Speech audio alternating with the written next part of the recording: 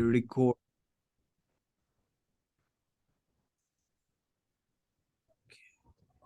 So thank you very much, Dr. Christos Lazaridis, for joining us in this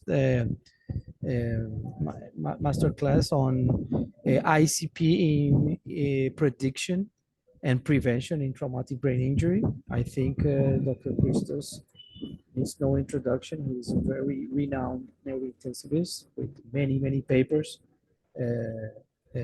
on neurological monitoring of severe traumatic brain injury patients, also heavily involved in neurocritical care ethics, trained in neurologic and general critical care. Christos, thank you very much for accepting the invitation, and the floor is yours. Thank you very much. Dr. Santa Cruz, thank you so much for this invitation. Very kind of you to invite me, and looking forward to the discussion. So I'm going to be talking about prediction and prevention of intracranial hypertension, and this shouldn't take more than 20-25 minutes, I hope. These are just my disclosures. Some of them are related to what I'm going to be talking about today, particularly a project funded by the Department of Defense on ICP prediction. So let me start with a couple of conceptual points here just to situate the topic and the conversation. So I want to start by this general question: what is a threshold? What is a physiologic threshold in critical care? And I want to suggest that physiologic thresholds for intervention are constructs, and they are constructed out of clinical problem-solving heuristics. Now, what I mean by a heuristic is heuristics, not just in medicine but across fields, are strategies that ignore information to try to make decisions faster. So they are decision-making tools. And the idea is that you want to focus on a specific content of information so decisions can be fast, they can be frugal, and they can be as accurate as possible, or at least more accurate than more complex methods. Now, how does that relate to the topic at hand? And I think the way it relates is to make this distinction between the current way we manage intracranial hypertension, which is a reactive heuristic, a reactive mode. What does that mean? That means that anytime that ICP exceeds a certain threshold, then we react to that threshold violation, and by intervening in various different ways. Now, the heuristic I'm going to be suggesting that we may want to look at closer is, instead of reacting, being proactive, right? Try to be proactive about these threshold violations. The overall purpose here is to decrease the overall dose or the overall burden of intracranial hypertension. A quick overview of how what are the current heuristics or the current modes of management of intracranial hypertension after traumatic brain injury, but also that applies to other neurocritical care conditions. So I think that the most dominant way we approach this is via the Brain Trauma Foundation guidelines that have also, in the most, they have inspired protocols like the CIBIC ICP protocol.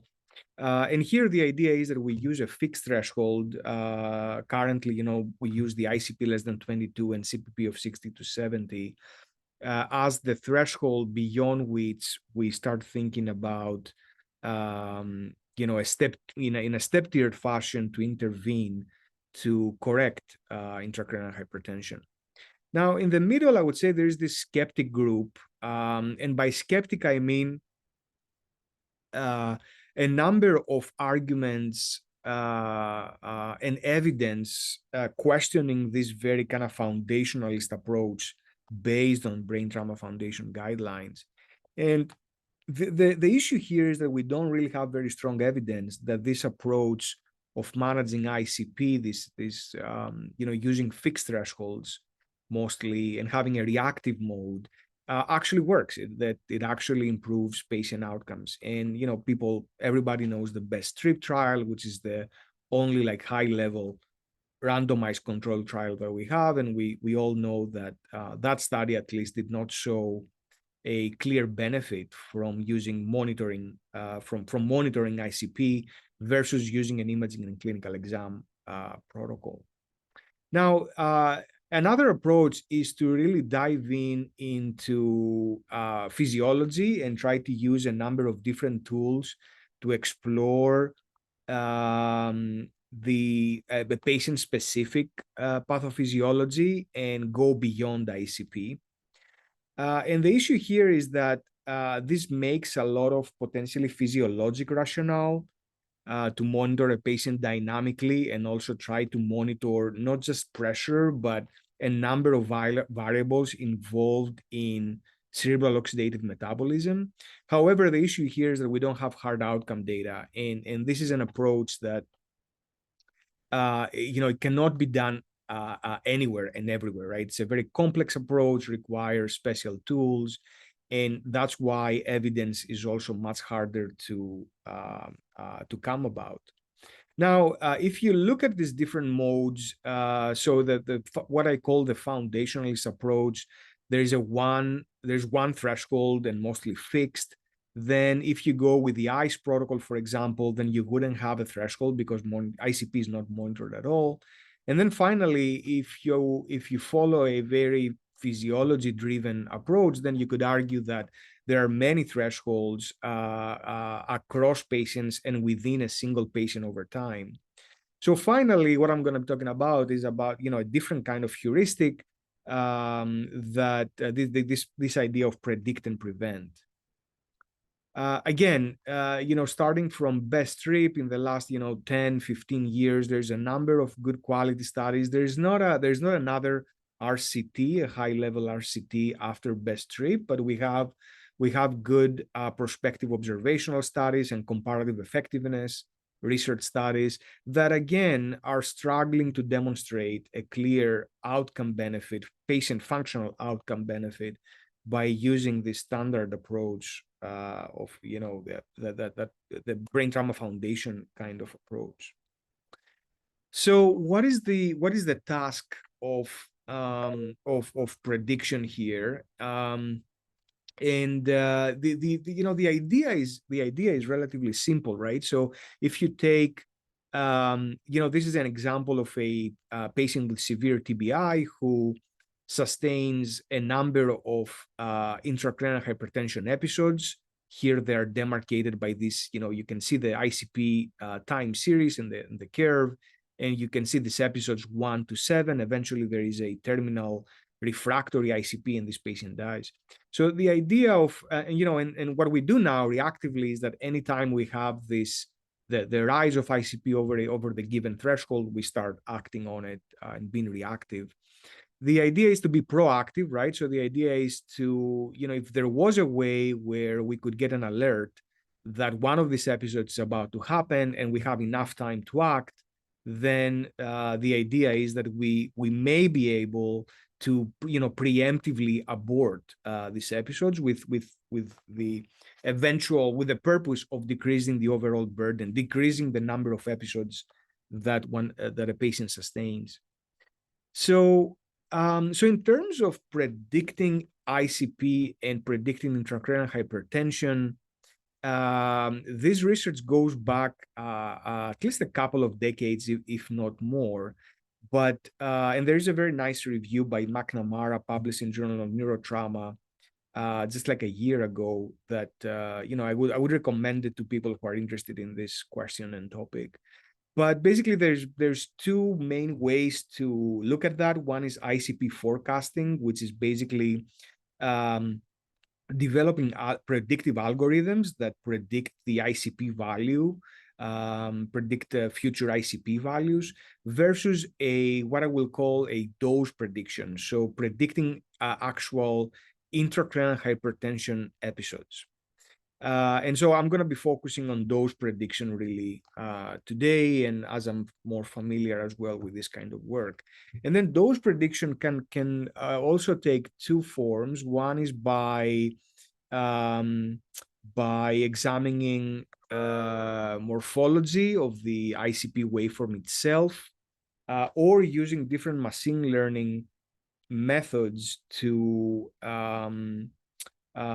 predict defined episodes of intracranial hypertension, where one a priori defines a certain threshold that needs to be exceeded over a certain period of time.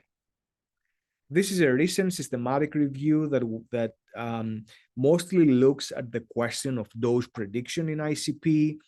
And I'm gonna be talking about some of the work that I have been involved with, and also work of from groups that have done a lot of very similar research on predicting dose of ICP. So this is paper we published in 2016 in Critical Care Medicine, led by Risa Myers, who's a computer scientist. And what we wanted to do is we wanted to predict doses of intracranial hypertension as defined by an ICP over 20 for 15 minutes.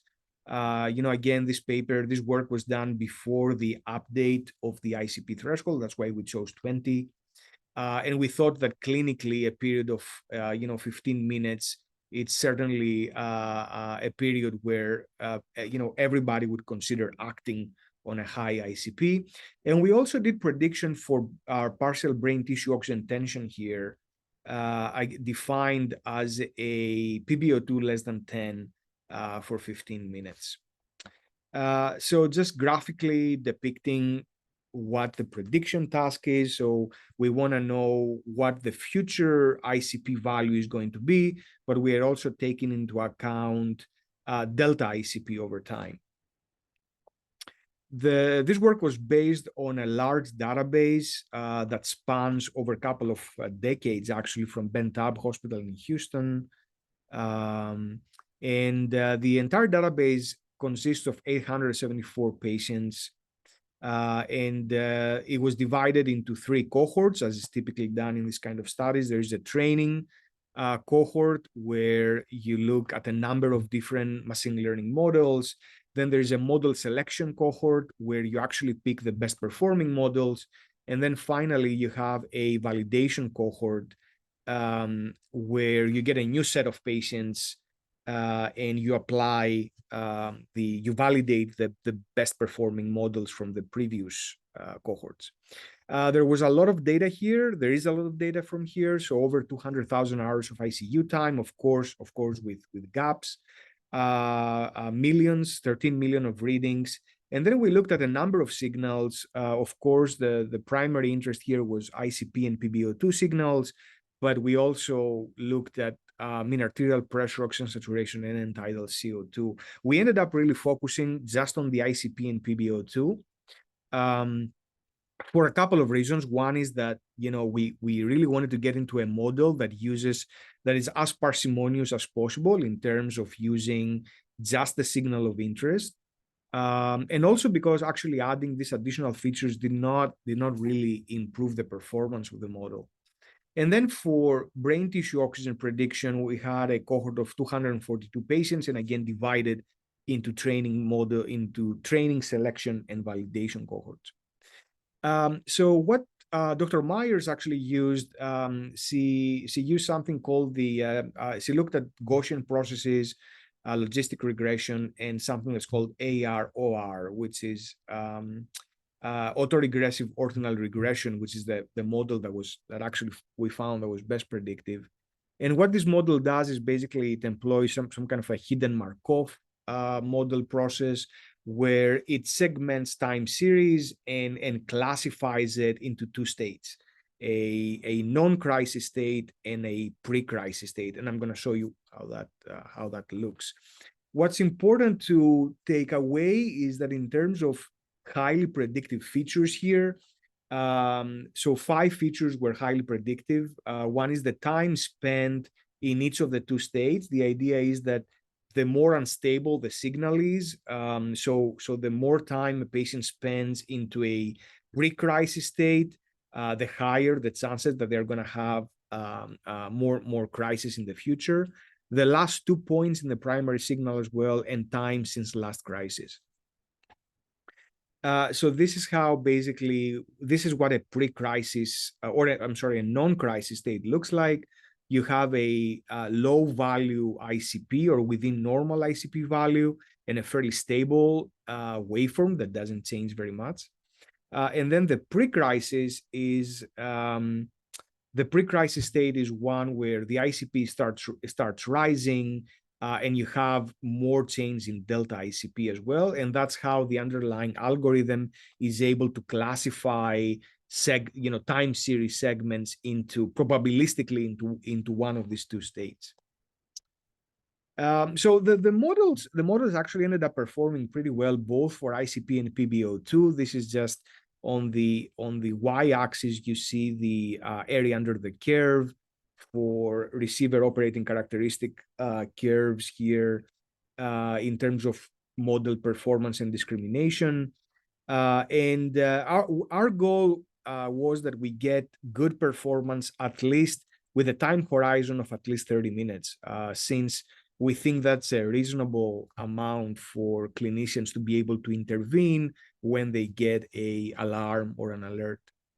But I think you can see here that all the way up to an hour, maybe even up to 2 hours, there is reasonably good discrimination performance of this model. So more recently, we wanted to actually take high resolution data, high frequency data collected from the Boost 2 trial, which was a phase 2 trial investigating ICP alone versus ICP plus brain tissue oxygen. This study has been published for a few years now, and as you may know, we are currently involved in the phase 3 trial. But we obtained this data to, again, try to look at prediction of ICP and PbO2 crisis.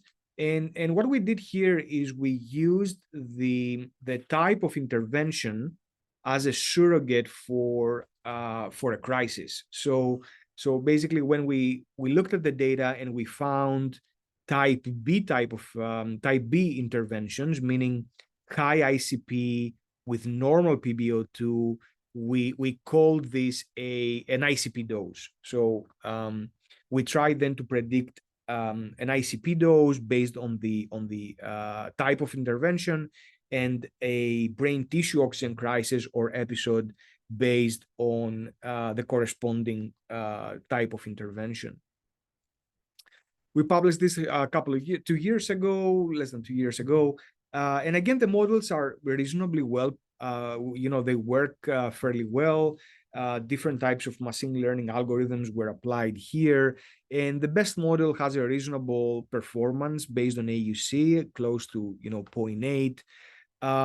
But interestingly, we also looked at something called the decision curve analysis. So what this does is it puts in context if you like, the clinical usefulness or the value of the prediction in terms of net benefit. So the idea here is on the x-axis here, you have the risk threshold. On the y-axis, you have something called the standardized net benefit. The idea of net benefit is how more true positives do you gain by applying your prediction model.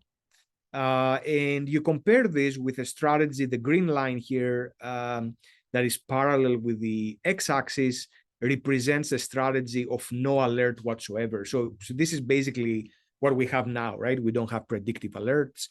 And then this orange line represents a alert all strategy, meaning that there is someone that's constantly looking at the monitor, right? It's constantly alerting, and then this blue line is the net benefit you get from applying your predictive model.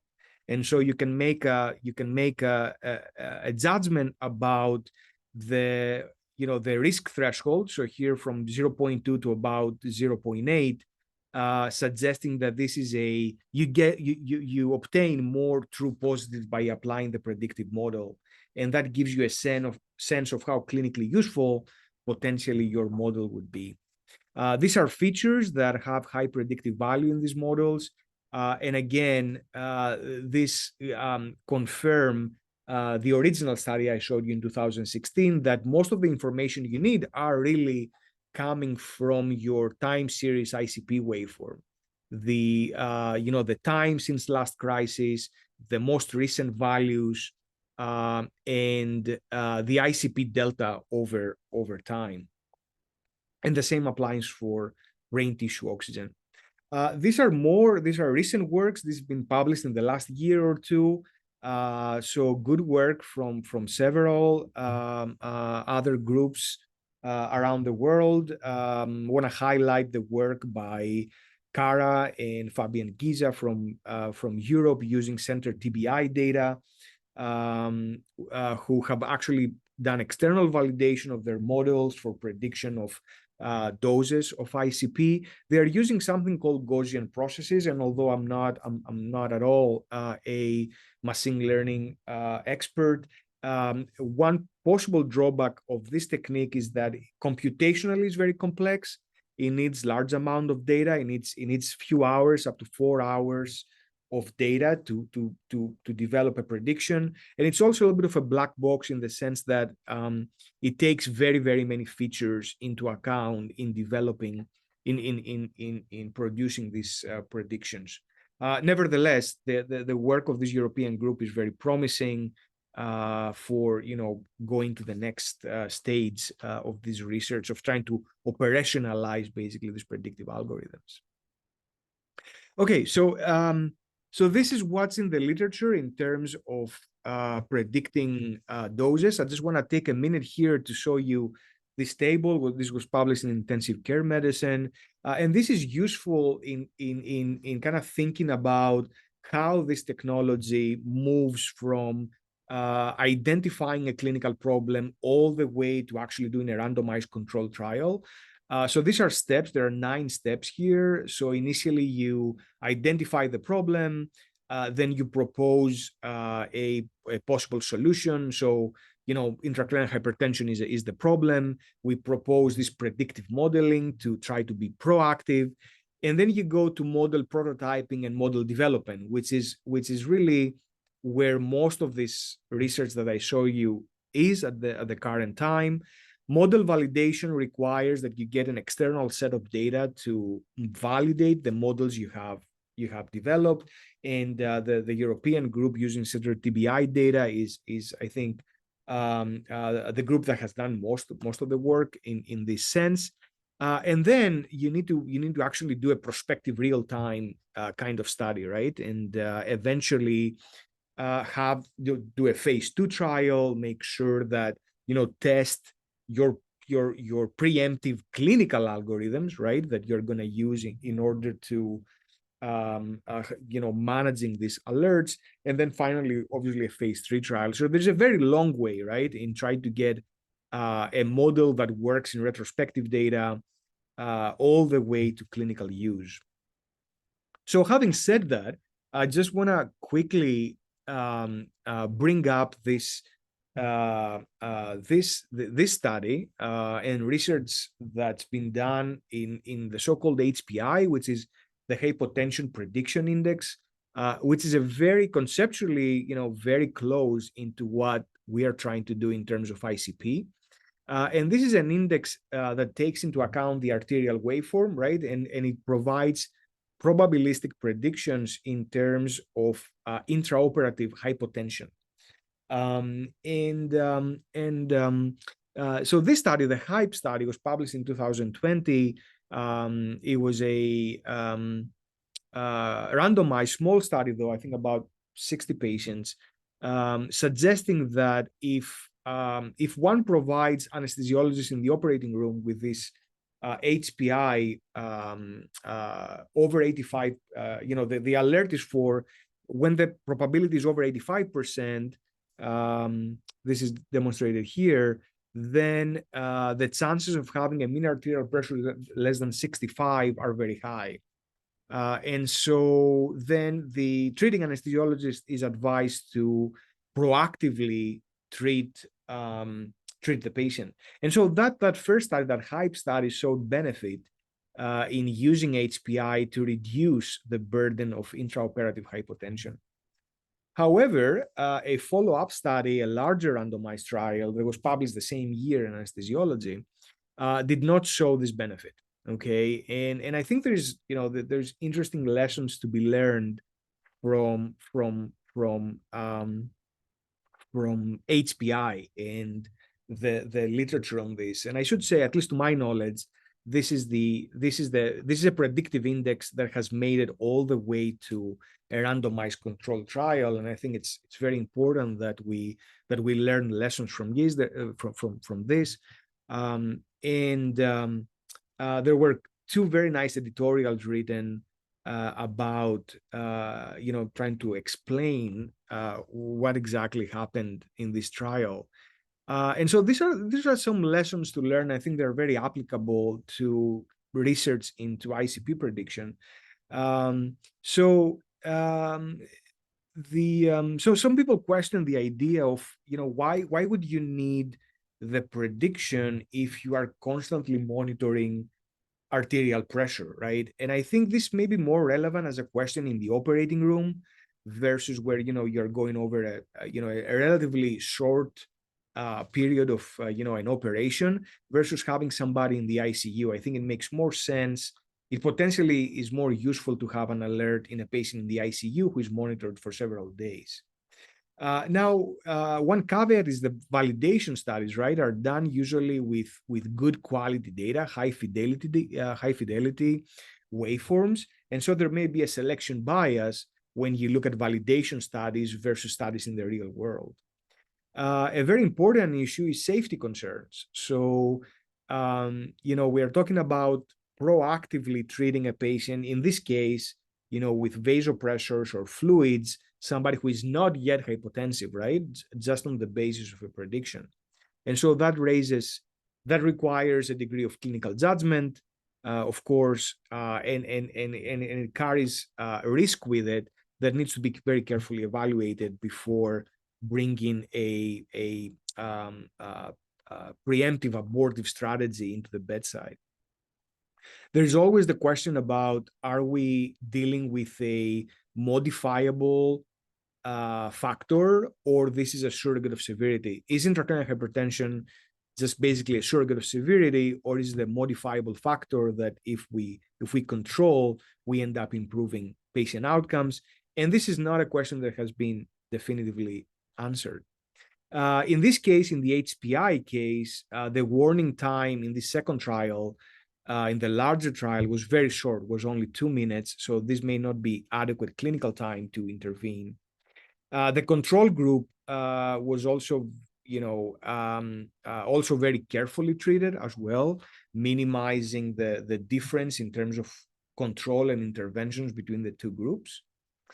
In a post hoc analysis, what's interesting is that for the episodes that clinicians actually treated based on the prediction, the overall dose of intraoperative hypotension was actually reduced.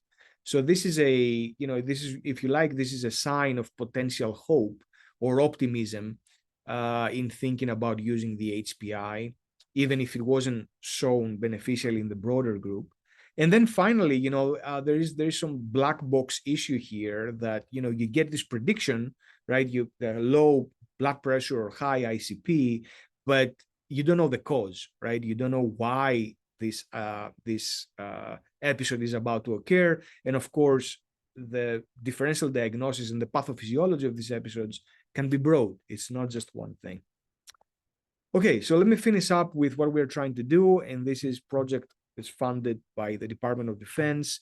We are trying to take the next step and actually develop this, a virtual monitor that will take into account the prediction algorithms we have developed and put them in use in real time.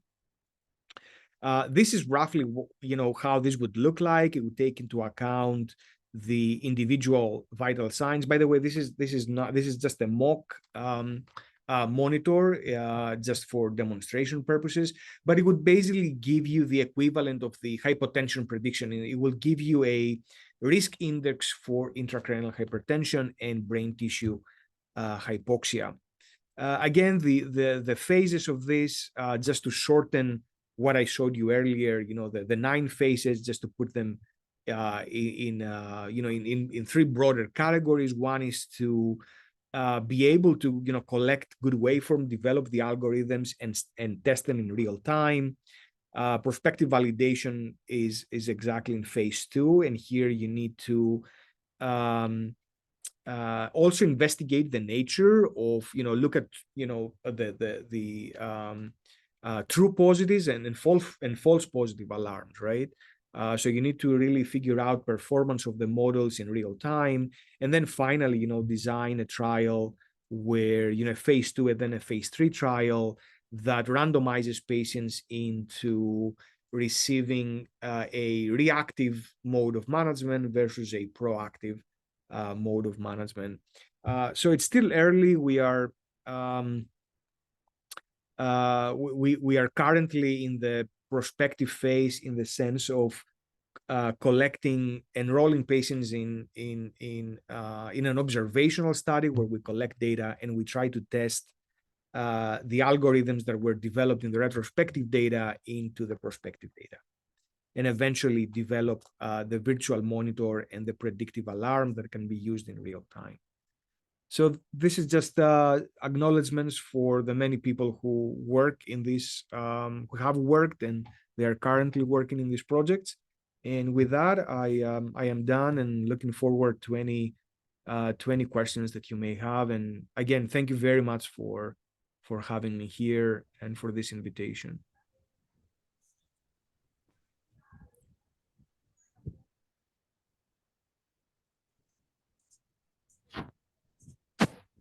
Thank you so much, Dr. Christos, for this very exciting and interesting talk.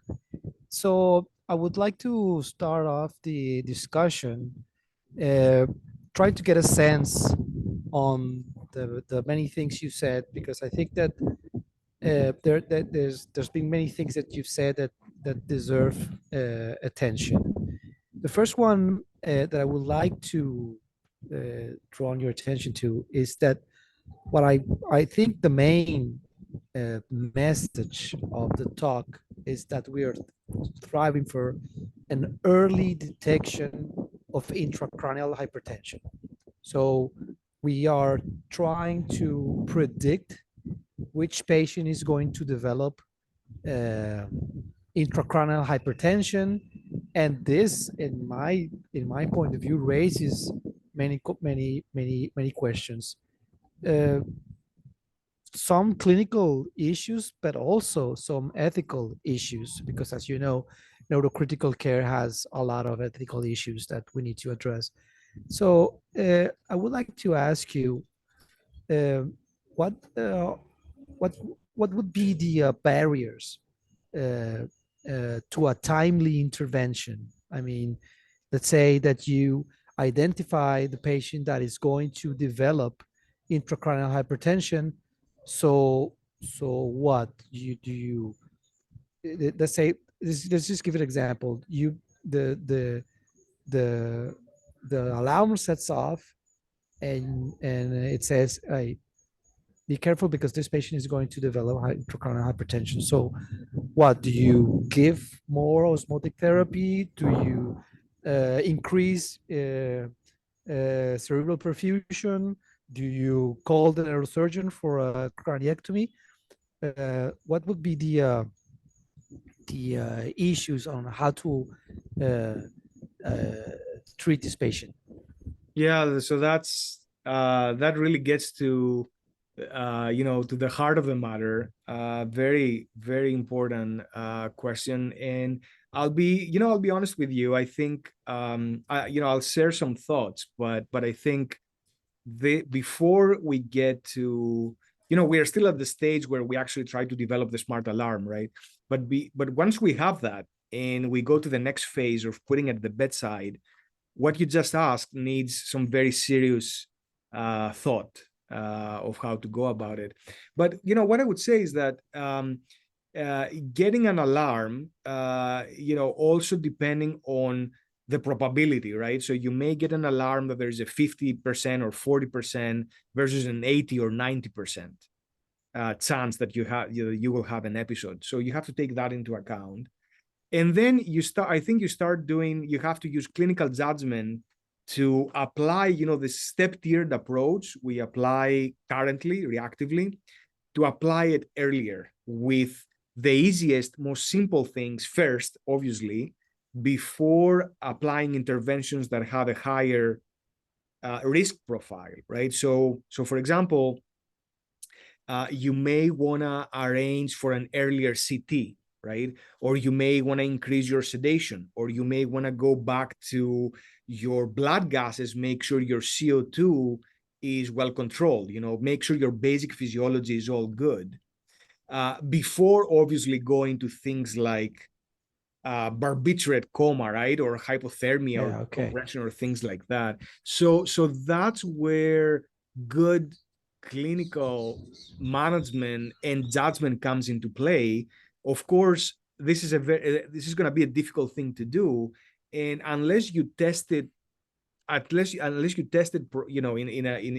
real time, it's going to be hard to say what is more harmful, your preemptive Yeah. treatments or the episode itself.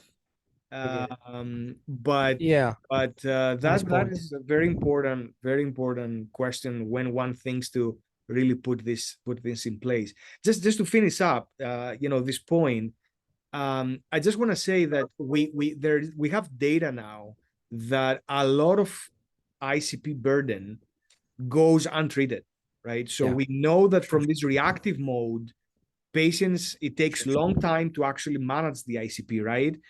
Episodes go unidentified, and so the rationale is that there is right now, with the way we treat patients, there is a lot of burden of Yeah. ICP, and Sure. so For sure. right, so the hope would be that we will reduce that burden. Yes, for sure, especially with PBTO2, right? So even if I remember the time when we didn't have the PBTO2 catheters, and the patient was always below 20, and then Mm, you stop the sedation and he just didn't woke up. I think it's because we had a very hypoxic burden for a long time, and it's mm, maybe he had a normal ICP but a low PBTO2 for a very long time. Then he just increased the secondary injury. mm, So let me just move on another issue that I think it's very important, and it's I know neither of us are very an experts on machine learning, but I think that this is one of the main issues that we discuss here. So using computer algorithms to develop a predictive model, which I think it has shown as being very promising in many fields, especially in the hemodynamic monitoring area, but now also in the neurocritical care. And I think during your presentations, you made very clear, you explained very clear the data acquisition and the feature selection, the models that you use. You also discussed on cross validation, and then that we needed to cross validate this before stepping into a more widespread use of the model. But I would like to focus on 2 points here, which is how could we interpret the model? I mean, I think we just discussed this a little bit, and also how could we integrate this into a clinical decision support system. Should you, I think your idea is to uh, uh, just give the alarm, and of course we know about all these alarm fatigue. So how do you think that this could be integrated into clinical practice? Do you think that you're going to have a monitor, or do you have a like a website that the Mhm. monitors function itself and then just gives an alarm, or how do you think that this will be integrated into a clinical decision system? Right. Yeah, that's great. So I think that the simplest form that this could be envisioned is similar to the HPI, the Edwards monitor, where this hypotension prediction index, which is basically a probabilistic prediction about a about intraoperative, yeah, about hypotension, right? The way you end up defining it. And I think the simplest form is that we have something similar in the sense that you get an alarm, a monitor alarm, that says, there's a 80% chance that the next 30 minutes you're going to have an ICP over, of 22 that's going to last for over 10 minutes or whatever, a dose, an ICP dose, right? Yeah. Now, your question, I think, uh, includes the more difficult part of saying, okay, you get a prediction, but that's completely agnostic in terms of what is going to cause that. Yeah, exactly.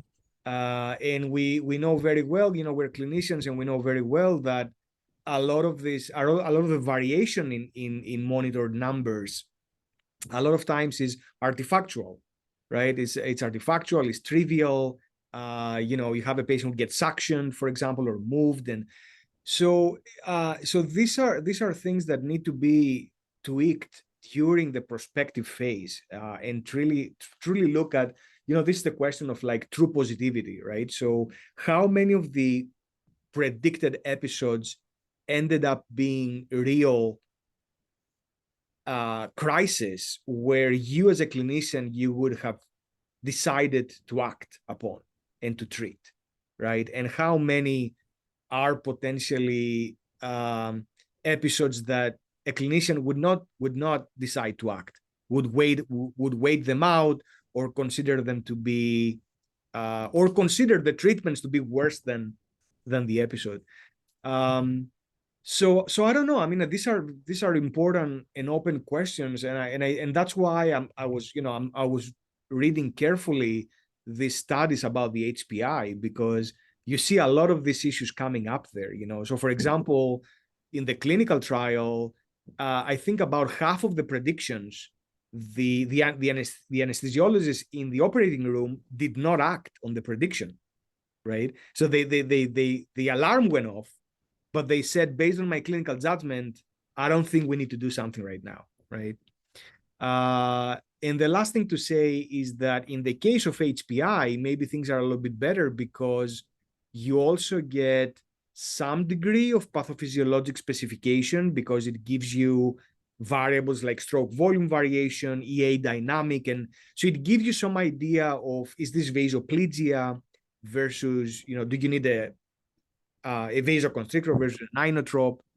With ICP, unless we don't really have that, right? I mean, we don't have a predictive Yet. model that also exactly, yes, that provides insight into the pathophysiology. So that would be amazing, right? That would be really good to know. Or you have, I mean, yes, you have a drop in um, intracranial compliance, but it's because of a expanding hematoma or because of edema or ischemia or something, right? So that would be really kind of a next step type of thing. I think this just worked perfectly because this was the next subject that I really wanted to discuss, which is the uncertainty estimation. So you really point out a really important issues on the uncertainty of some models, and I would just like to discuss for a short period of time the prediction of hypotension monitor that you discussed. And I am very skeptic of this technology, and I will explain why. Is that not because you are fluid responder means that you should give fluids, and this is a very known issue. It's not Carlos who says this. It's the literature all around the world, and I've learned this from my mentors back in Brussels. It not because you are a fluid responsive means, I mean, you and me can be fluid responders right now. That doesn't mean that we have to give a liter of plasma, like, or whatever. Only if you're in anaerobic metabolism means that you should increase cardiac output by giving fluids. And this is an issue that we discussed in the S.A.S Congress last year during the predictive hypotension talk that we had with the main authors of the papers. And I said to them, listen, what happens if the machine tells me that you should give fluids and it's 3 a.m. and the doctor's not there, and then the nurse or whatever say, oh, see, the machine told me that I should give fluids, so I'll give 1 liter. And then after 1 liter, the machine told me again that I have to give another liter, and then you give another liter, and then the machine tells me that I should use some inotropic drugs for this. Then at the end of the night, you have positive 2 liters plus some inotropes that probably you did not need at the beginning, because you were in a aerobic metabolism that you did not to increase the Frank-Starling curve and so on and so forth. How do you think that this could translate into this model where the machine tells you that you are going to have an intracranial pressure event, but at the end it did not turn out to be true, or maybe it was some wrong data, some noise signals that the machine interpreted in the wrong sense, and then you gave interventions that you did not need? Yeah, that's no, I agree, and it's such a hard question. I think again, I think it has to be treated as any other monitor, right? As any other alarm. If you think about it, even without prediction right now, right?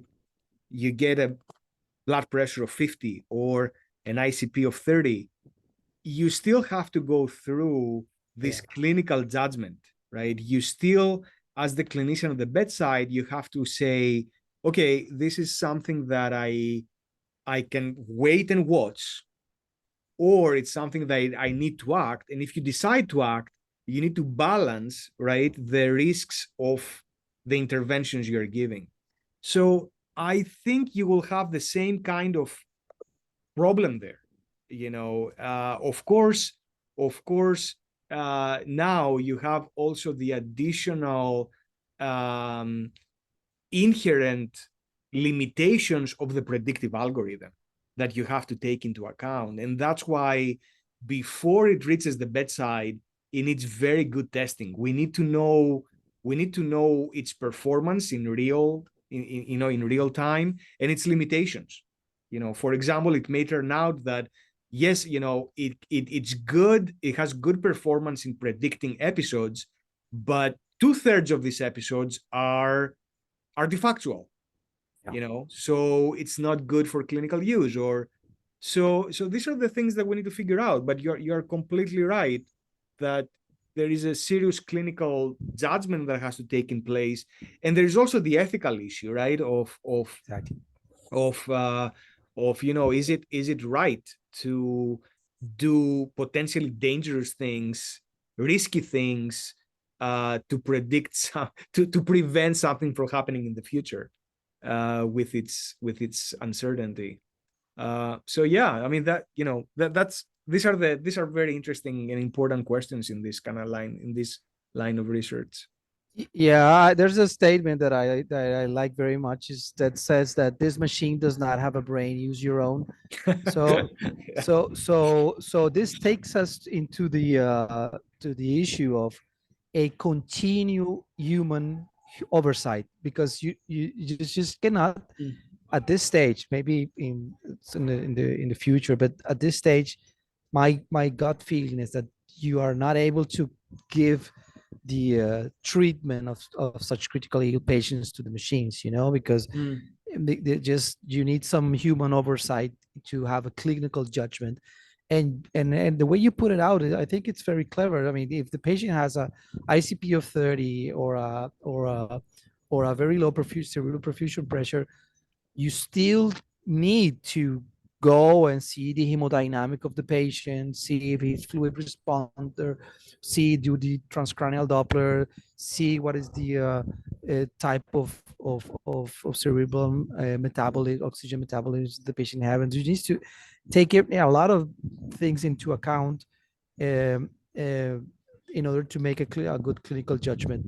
However, I this takes us into the ethical realm that you mentioned, and I think this is very important, Christos, because let's say, and I'm only asking this question in order to have an academic discussion, right? I am certainly not against this kind of technology, but I'm concerned of the ethical issues using this type of technology, where the technology tells you that this patient or that other patient has a very bad prognosis, and you limit Mm. the resources for such patients, and this in neurocritical care, I think that it's very sound. I mean, we deal a lot with, I don't want to say terminal, but very sick patients that have a very small window of opportunity, and allocation of resources may be an issue. So how do you take these things into account, where the machine is telling you that, listen, your patient has a very high probability of dying, or if he doesn't die, has a very high probability of ending up with a severe brain damage. And on the other hand, you have the family, or the caregiver that is saying, I think we've all been there. No, doctor, I want you to do everything for my 90-year-old mother. Uh, I want you to go into a long length in trying to save her. How do you balance? How do you think you Yeah. should balance this ethical issue? Yeah, what a great question. Um, one thing to say, and a very relevant question, because both you and I know that um, the way, a very common way people die in all critical care, but even more in neurocritical care, is after withdrawal, like or limitation, right, of life-sustaining treatments, and those are based on these predictions of poor outcome that become self-fulfilling prophecies, right? And so I think what you're bringing up is really kind of a a self-fulfilling prophecy mediated now by smart technology. And what we have to say here is that the models, the models we develop, they carry to some degree our own biases, right? So when I want to predict high ICP, I start by defining what is high ICP, right? So I introduce right there a certain bias to the process. This is just one way of bias, but I think there may be this illusion that something that is computerized, it's smarter. right? So we may want to rely more to these predictions rather than the human factor, the human prediction, and this may end up being a self-fulfilling prophecy again. So very very astute point, I think, and very important. And again, I mean, that's why these things have to be, and I know I said this many times, but the real game is in real time use of these things, and not only look at the performance of the model, but look at the performance of the model plus the performance of the clinician. So how do these two things interact in making the outcome either better or worse? Exactly. And the only way to do that is by studying it prospectively and doing trials. Yeah, my guess is that is the time you spend with the patient at the bedside, analyzing, getting more data, and seeing such type of technology as just another tool in your armamentarium to treat critically ill patients that are, as you know, very difficult to treat, and there has a lot of variables that come into account in order to predict the prognosis of such patients.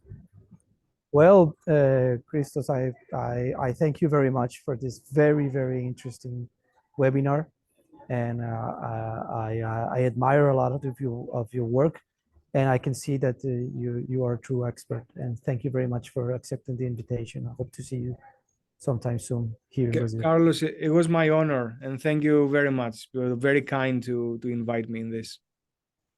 Sure. Thank you. Take care. See you next time.